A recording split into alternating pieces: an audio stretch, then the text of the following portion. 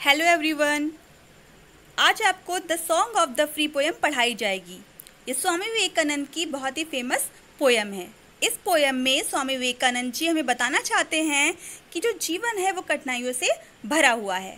इसलिए हमारे जीवन में जब कभी भी कोई कठिनाई आए तो हमें उससे घबराना नहीं चाहिए, क्योंकि जब हमारे जीवन में कोई कठिनाई आती है तभी हम उनसे लड़ना सीखते हैं। तो चलिए शुरू करते हैं poem. The wounded snake its hood unfurls, the flame stirred up doth blaze, the desert air resounds the calls of heart-struck loins reach। ये फर्स्ट स्टैंजा है। पहले मीनिंग देखते हैं। The wounded snake, wounded मतलब हो जाएगा घायल, snake सांप, hood फन, unfurls फैलाना। The wounded snake its hood unfurls, यानी स्वामी विवेकानंद जी कहते हैं कि जब सांप घायल हो जाता है तो वो अपने बचाव के लिए अपने फन को फैलाता है, यानी जब वो घायल होता है तो ही वो प्रतिक्रिया करता है।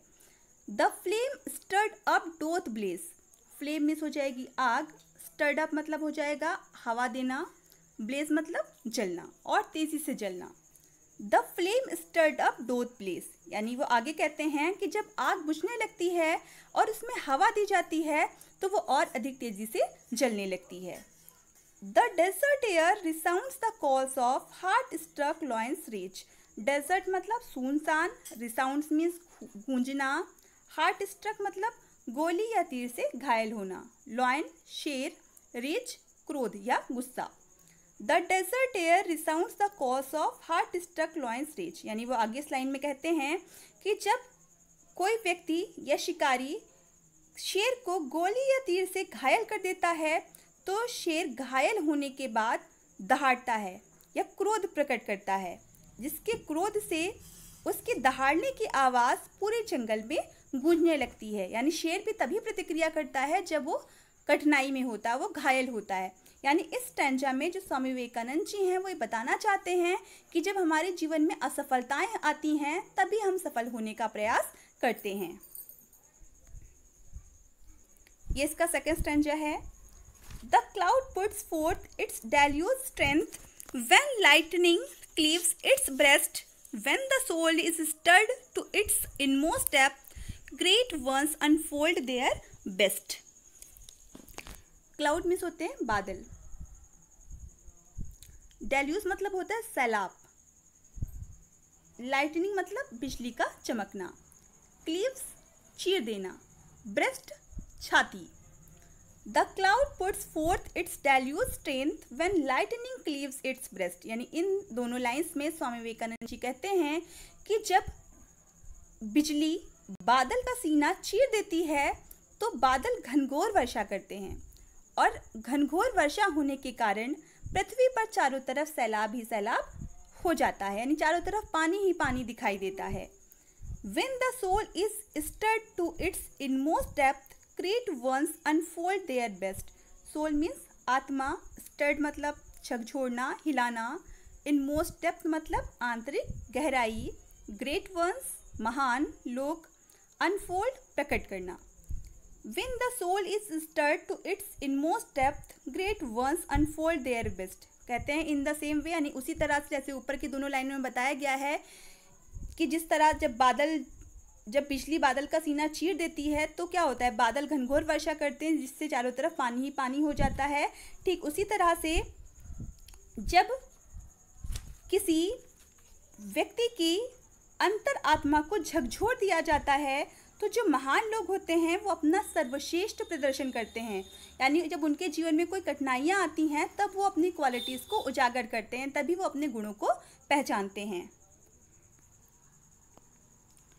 Let eyes grow dim and heart grow faint and friendship fail and love betray. Let fate its 100 horror sent and clotted darkness block the way। चलिए पहले मीनिंग देखते हैं।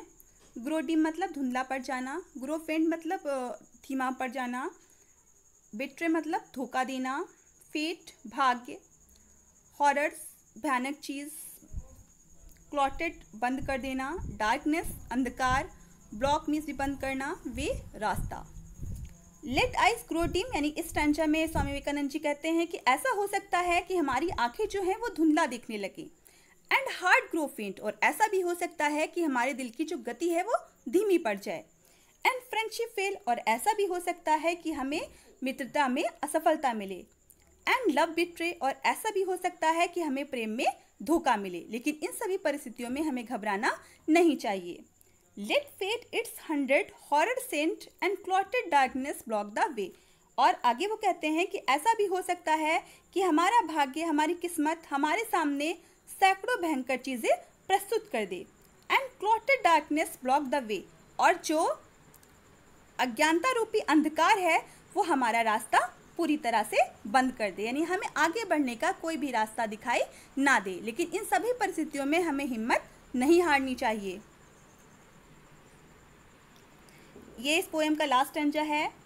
And nature wore an angry frown, यहाँ पर an है, an angry frown to crush you out, still know my soul, you are divine, march on and on, nor right nor left but to the goal.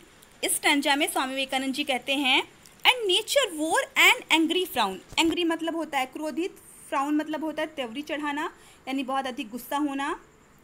Nature प्रकृति, crush मतलब कुचल देना। And nature wore an angry frown to crush you out, आगे वो कहते हैं और ऐसा भी हो सकता है कि हमारे जीवन में बहुत सारी प्राकृतिक आपदाएं आएँ, यानी हमें बहुत सारी प्राकृतिक आपदाओं से गुजरना पड़े, और ऐसी प्राकृतिक आपदाएं आएँ जो हमें पूरी तरह से बर्बाद कर दें। स्टिल नो माई सोल, लेकिन फिर भी तुम अपनी आत्मा को पहचानो। यू आर डिवाइन, क्योंकि तुम दैवीय हो। डिवाइन मतलब होता है दैवीय या ईश्वरीय, क्योंकि तुम दैवीय हो, यानी तुम में ईश्वरीय गुण जो है वो विद्यमान है। मार्च ऑन एंड ऑन, मार्च मतलब आगे बढ़ना, लगातार आगे बढ़ो और बढ़ते रहो। नॉर राइट नॉर लेफ्ट, ना तो दाएं ओर देखो और ना ही बाएं ओर, बट टू द गोल, बल्कि आपका जो लक्ष्य होना चाहिए, यानी कि आपकी जो नज़र होनी चाहिए वो सीधे आपके मंजिल पर होनी चाहिए, आपके लक्ष्य पर होना चाहिए। गोल मीन्स होता है लक्ष्य, यानी इस स्टैंजा में जो स्वामी विवेकानंद जी हैं वो कहना चाहते हैं कि ऐसा हो सकता है कि प्रकृति हमारे सामने बहुत ही भयंकर आपदाएं लेकर आए, लेकिन हमें उनसे डरना नहीं चाहिए, हमें अपनी आत्मा को पहचानना चाहिए, हमें ईश्वर पर विश्वास रखना चाहिए, और हमें लगातार अपने लक्ष्य की ओर आगे बढ़ते रहना चाहिए। ये आपकी लास्ट पोएम थी, इसी के साथ आपके सिलेबस कंप्लीट हो गया है। ये जिसकी भी कोई पोएम छूट गई हो तो प्लेलिस्ट में जाकर वो चेक कर सकता है और वहाँ से पढ़ सकता है।